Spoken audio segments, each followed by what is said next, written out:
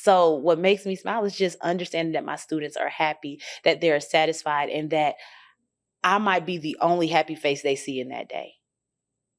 And it's worth that moment. Yeah. My name is Mena Robinson from Babb Middle School. I am a 6th grade social studies teacher. This is where the students live. This is their home away from home. They have to be here for hours out of the day. This is not their bedroom. This is not their kitchen. All them comfort places, they're not there all the time. So that builds up those negative emotions. So being able to build a comfort place outside of home, it helps them gain their own confidence, and it helps us foster a better relationship. Welcome. Good afternoon. Welcome. Good afternoon.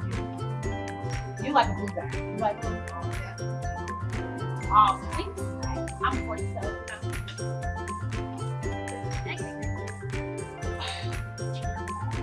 What's your time?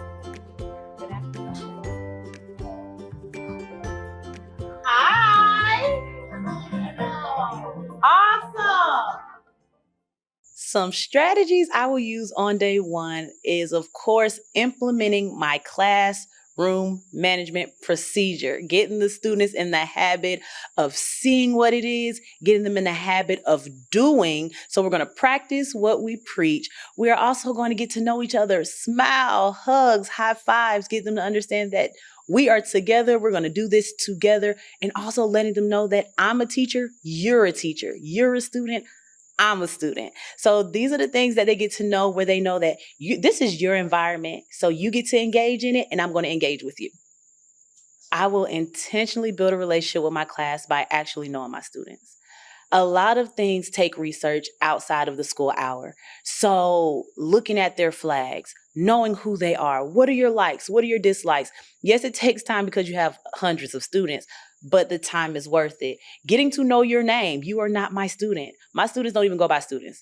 This year, they're experiments. We're going to experience each other with experiments. So they like that. They like being called something unique, something different.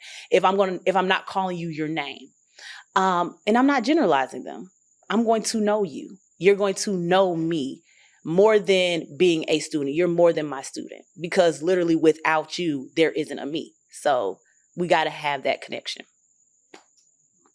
To direct the social emotional learning, we use safe words. Safe words are the best words. We definitely use, our word is boundaries. Students know that when you come into your classroom setting, there's no reason why you should be uncomfortable with myself or your environment or your peers. So when students become disattached, they feel uncomfortable anyway, they can yell boundaries. There is no raise your hand to say it. This is a comfort place. I stop. I direct my attention towards them, because that is an emergency that needs my attention at that time. What happens when somebody says something to somebody disrespectful and I don't hear it? You will say boundaries. If you feel like you're getting anxious in a situation, boundaries. That lets Mrs. Robinson know that I need to look in your direction. I need to check in. Boundaries is to be used when it's necessary. Don't say, oh, I have to wait for her to stop. No. If somebody's bothering you or bullying you, boundaries during my lesson. That's the time where you can interrupt me. Don't ever feel like you have to be uncomfortable. You will never. Not in here. And that helps them feel safe, and we can go ahead and just clear any misconceptions at that moment. So in my classroom, we learn history. And just to break it down so I'm not going through everything, students know they cannot hit each other. We do not tolerate interruptions. We use safe words. Safe words are the best words.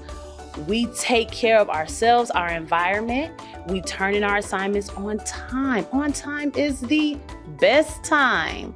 We remember that we are dogs, so we follow the dog matrix. Having your matrix and your rules help the students understand not only your expectation, but the school's expectation. So there has to be a connection between your classroom and the school.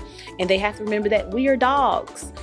And of course, that take pride in your work, because this is your responsibility, not mine as your teacher, and it's not your parents. So we're kind of trying to lead them into being more independent. So negative consequences for stepping out of my rules, they're not really negative. However, they teach the student how to foster independence. Everything in my classroom, I try not to push towards an office referral. So everything is all about how we're going to have you develop yourself. So we do a lot of redirecting. One of the biggest things we do is we're going to redo it. If you did not enter the classroom the first time, start over. We're going to do this again. If you hurt somebody's feelings, it is your responsibility to fix the damage that you caused within the means of control, of course. However, if it tends to progress, of course, we want to make sure that the parent is involved. The parents all understand that your child is going to be making the decisions a lot of the time. They're in charge of their grade. So if anything goes outside of that, I will have to contact you to bring you in as like a management portion. And then if it's very extensive, then we'll get admin involved with the office referral.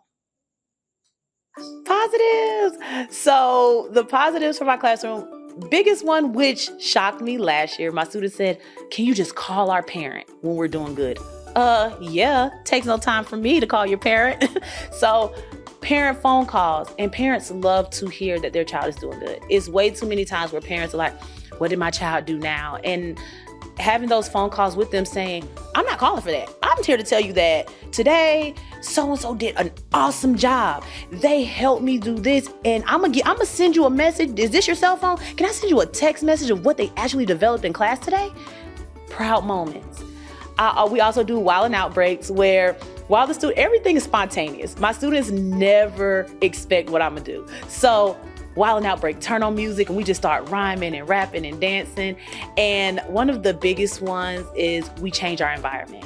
So the game changer is when we spontaneously change the lesson, where we're changing our environment of learning. We might be inside, we're gonna go outside. We might start here, we might go in the gym. The kids love that change of environment. I don't have to change what I'm teaching. I don't have to go outside of content, but they enjoy the change and they know that this change happened because I did something good. And of course, a little treat never hurts. The physical design of my classroom helps my students know that your teacher is colorful. She is amazingly colorful and rambunctious, and that is the classroom setting. Literally how your classroom is set up defines you as a teacher, and it helps your students kind of define you because students are going visual. So I'm going to give them color. I'm going to give them vibrance. And when they see that, they're like, oh, we're going to have fun in here. I didn't tell you anything that we're doing. But I know for a fact that I have stitched this year. Our theme is Ohana, meaning family. And the big sentence, no one gets left behind or forgotten. So they're going to see experiment aliens everywhere. So Ohana means family, and family means no one gets left behind or forgotten. So the students will know that their word of the year is accountability. We have to be accountable not only for ourselves, but for each other, because we have to meet class goals. So it does feel good to have an extended family where I can come to, I can relax, I can depend on, get my work done. That's why it's important just to have this basic classroom structure. You want it to symbolize something more than just four walls with paint. So my attention getter this year is my students will be working, or they're probably a little loud and I need them to change their tone. I will yell. Family means no one gets left behind or forgotten. Thank you, Ohana. And then I'll move on. See how easy that is? What makes me smile is teaching middle school, is teaching students. Seeing them come in crying, laughing, seeing them fight with each other over the silliest things, and knowing that in a year, this is not going to be important to you guys.